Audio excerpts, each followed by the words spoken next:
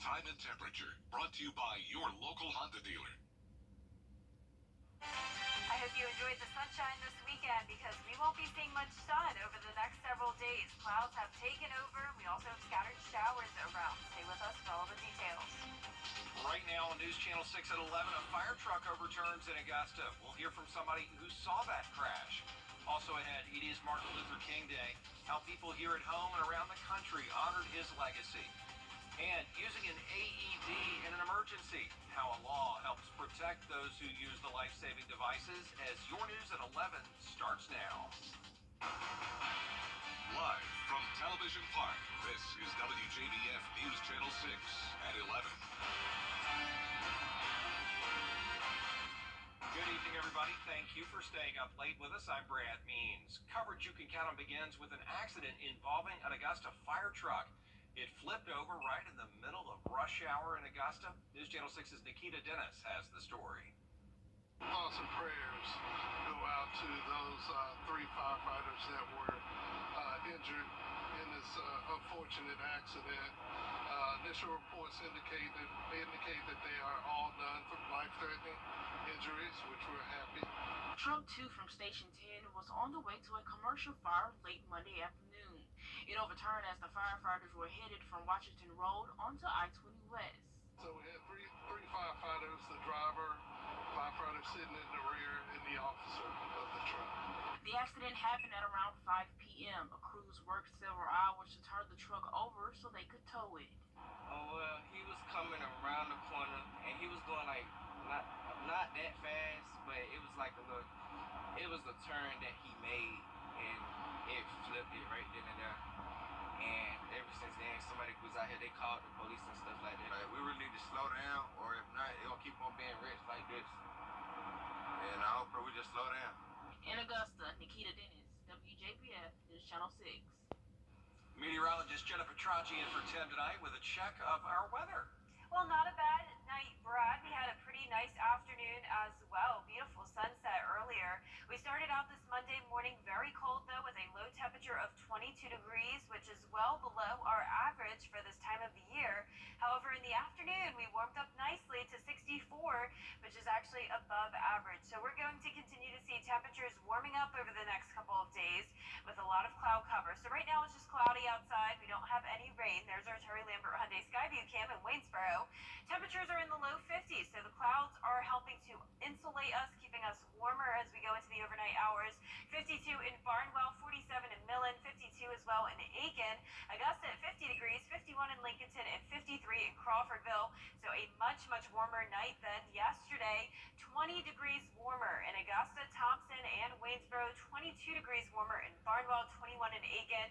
So this time yesterday, we were already below freezing. So that won't be the case over the next few days. It will be dry, but it will stay cloudy, and that'll keep us warmer. So dew points are in the low 30s for the most part, so we're still under a dry air mass.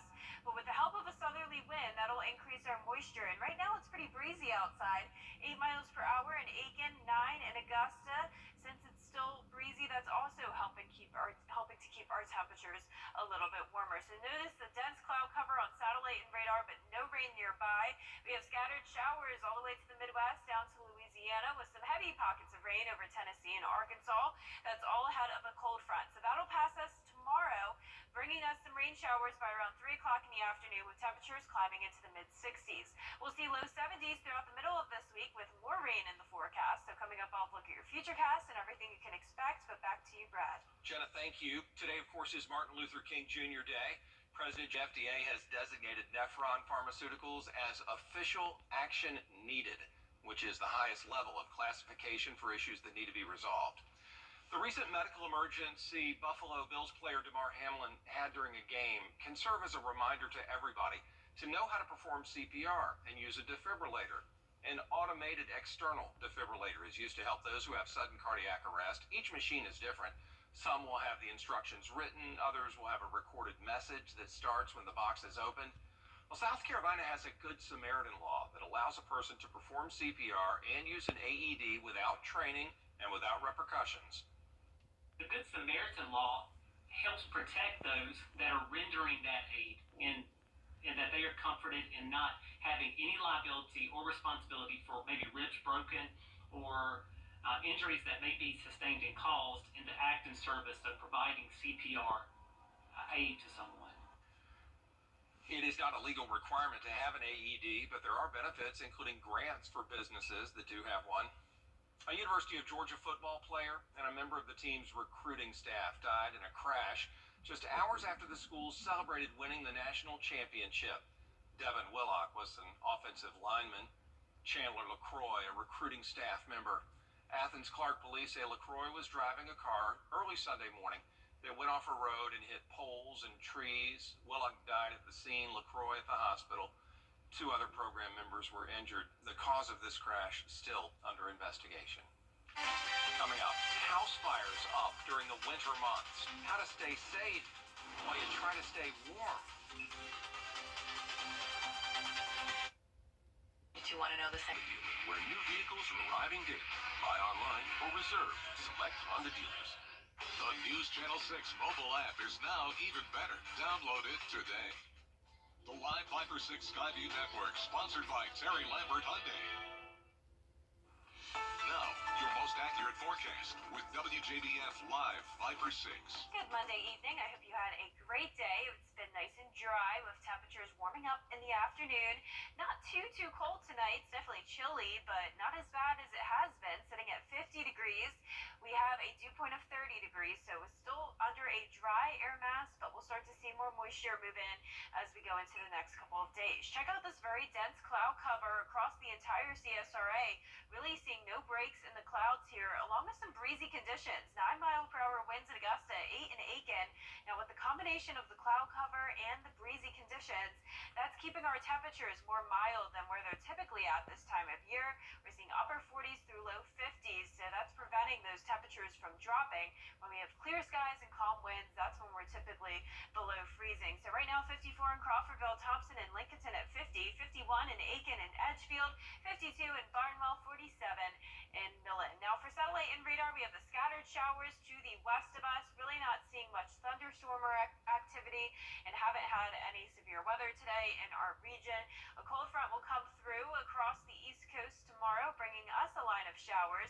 So we're starting out dry with temperatures in the low 40s, and by the afternoon we'll be in the mid 60s, and at that point we'll have some rain. Now temperatures will continue to climb over the next couple of days, making it into the 70s both Wednesday and Thursday. Then we'll be back to average conditions over the weekend, with rain chances present pretty much all week long. We'll have a break from the rain Wednesday, staying cloudy though, a little bit of sun on Friday, but then as we go into the weekend, more rain headed our way. So a pretty soggy rest of January, it looks like. Notice the clouds across the entire southeast with this cold front to our north. That'll bring the scattered showers tomorrow. Once again, a break on Wednesday, possibly just some isolated showers, but then an additional front will come through, bringing more showers on Thursday. A little bit of clearing on late Thursday night into Friday with high pressure building in, but then once again, that front will revert back to the north, bringing another wet pattern to our weekend. But for 6 a.m. tomorrow morning, a southerly flow with the cloud cover around. Not really seeing much of a break from the clouds tomorrow, and then the rain enters north of I-20 around 2-3 o'clock in the afternoon. We'll have some pockets of heavier rain, likely around rush hour tomorrow night, right across the metro and into Aiken County. And then it will push towards the south, weakening, so overall not a whole lot of rainfall. Most of the CSRA should be under 1/4 of an inch.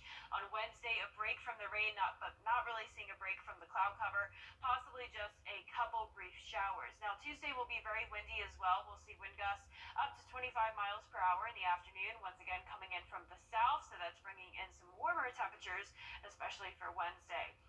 Our lows tonight will be above average, low 40s, and for tomorrow, warming up into the 60s. For our northern counties, a little bit warmer towards the south, seeing a couple spots in the 70s. Now, over the next 10 days, we're seeing this soggy pattern this week. A lot of cloud cover with a 50% chance of rain Tuesday, 60 on Thursday and Sunday. We'll have a little bit of sunshine on Friday and a little into next week as well, but still keeping those rain chances with mild temperatures. All right, thanks a lot, Jenna. You know, the Red Cross says that house fires go way up during the winter months, keeping them very busy. If you're planning to pull out a space heater, there are a few things to keep in mind. Keep them about a yard between the space heater and anything that can burn. Make sure you plug it directly into an outlet, not into an extension cord or anything. Keep children and pets away, never leave them unattended. And test your smoke alarms. And if you have children, just talk to them about fire safety. Having a working smoke alarm that can make you aware of that, if for some reason you were in another room, is very important. And then, also just making sure that, like the kids understand what the sound of the smoke alarm is. Also have an emergency escape plan. Every member of your family, regardless of age, should know where to meet in case of a fire. Still ahead, more questions on President Biden's handling of classified documents. Why security experts say there needs to be more oversight on classified material. But first, the winning numbers from Buy them at the Imperial Theater. the Kobe Bryant jersey from this iconic photo is going up for auction more than 25 times during the 2007-08 season. The signed jersey expected to bring in up to $7 million when auctioned next month. It'll be the highest price ever for a Kobe jersey. Second highest price overall. One of MJ's went for north of $10 million a few months ago. Well, not surprised how expensive it is. No. Collector's items for sure. Yeah, definitely. Well, for our forecast this week, we have a very soggy weather pattern, very overcast conditions. Temperatures are warming up. Mid-60s tomorrow, low 70s Wednesday and Thursday, with scattered showers both Tuesday, Thursday, Saturday, and Sunday. Even into next week, there will be a little bit more sunshine, but still a few showers around with temperatures back to average. We had a very cold weekend, but the good news is that we won't have any sub-freezing temperatures this week. All right, Jenna, thanks a lot, and thank you all for staying up with us. Hope the rest of your Tuesday goes well. Have a good night.